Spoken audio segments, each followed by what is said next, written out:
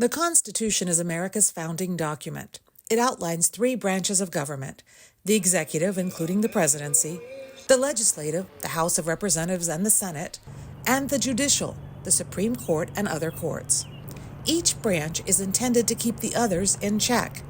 This separation of powers is at the heart of American democracy. We are navigating somewhat uncharted waters because of the assumed willingness of President Trump, if he were to be reelected, to explore the outer boundaries, including beyond where presidents had gone before.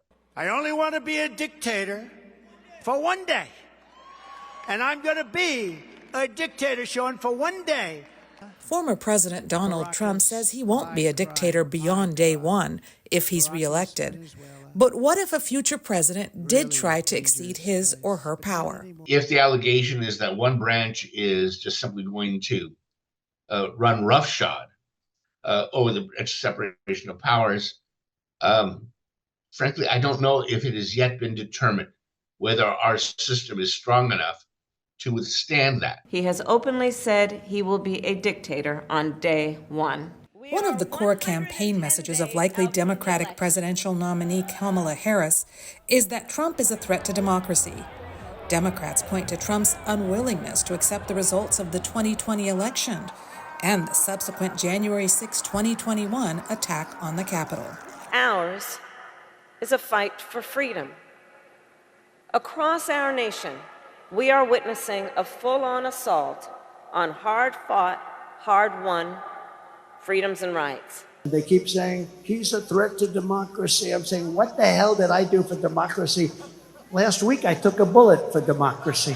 Voters aren't necessarily buying into the argument that U.S. democracy is in peril. I was talking to somebody a few weeks ago who said, you know, you hear all these things about Donald Trump trying to overthrow democracy, but he didn't do it. There's some sentiment among some of the independent voters that, well, it worked. The system worked, right? The transfer of power did take place, so we're okay. It's not easy for a populist leader to destroy democracy, according to Kurt Weiland, who studies democracy and authoritarian rule. It only happens if there's some real institutional weakness and some very special conjunctural opportunity. And so my argument is that in the United States, those conditions really don't apply.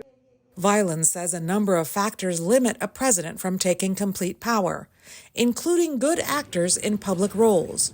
He points to Georgia's Republican Secretary of State, Brad Raffensperger, who refused to help overturn the 2020 election when Trump asked him to find extra Trump votes. American democracy is strong and resilient, and the American people are committed to it, and American office holders are committed to fulfilling their institutional duties. Weiland says leaders have a better chance of destroying democracy when they have massive popular support, with approval ratings well over 70%.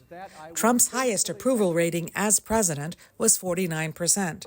Biden's was 57%. Dora Mekouar, VOA News, Washington.